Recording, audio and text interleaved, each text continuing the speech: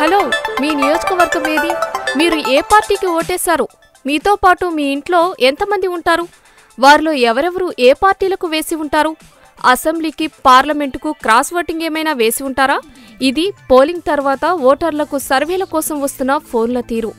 విరామం లేకుండా వినిపిస్తున్న ప్రశ్నల వర్షంతో ఓటరు చెవులు వేడెక్కుతున్నాయి. రాష్ట్రంలో సార్వత్రిక ఎన్నికలు పూర్తయిన తర్వాత త్రిముఖ పోటీ నేపథ్యంలో ఎవరి ఓట్లు ఎవరికి పడతాయో, మూడో పార్టీ ఎవరి ఓట్లు ఎంతవరకు చీల్చి ఉంటుంది, పసుపు కుంకుమ, అన్నదాత సుఖీభవ వంటి పథకాలు ఎంతవరకు పనిచేశాయో అంశాలపై వీడని సందిగ్ధత నెలకొనడంతో పార్టీలకు ఓటరు నాడి అంతుచిక్కని విధంగా ఉంది. దీంతో సర్వేలు గందరగోళంగా వస్తున్నాయి. సాంఘిక మాధ్యమాలు చూస్తే చాలు ఎవరికి వారే సర్వే అంటూ కాకిలెక్కలు వేసేసి ప్రభుత్వాన్ని ఎవరు ఏర్పాటు చేస్తారనే అంశాలను నిర్ణయించేస్తున్నారు.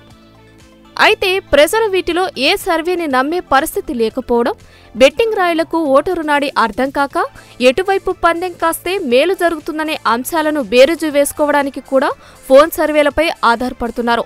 దీంతో రోజులో ఒక్కో ఓటరుకు 4 నుంచి 10 ఫోన్ల వరకు వస్తున్నాయి. ఓటరు ఉన్న పరిస్థితి, మాట్లాడగలడో లేదో కూడా చూడకుండానే ఫోన్ లిఫ్ట్ చేసిన వెంటనే ప్రశ్నల దాడికి దిగిపోతున్న పరిస్థితి ఉంది. దీంతో చాలామంది ఫోన్ వస్తుందంటే విసుగు చెందే పరిస్థితి ఏర్పడింది. ట్రూ కాలర్లో పేరు పడినా, సంస్థ పేరు పడినా ఆ కాల్స్ని రిజెక్ట్ చేస్తున్న పరిస్థితులు ఉన్నాయి.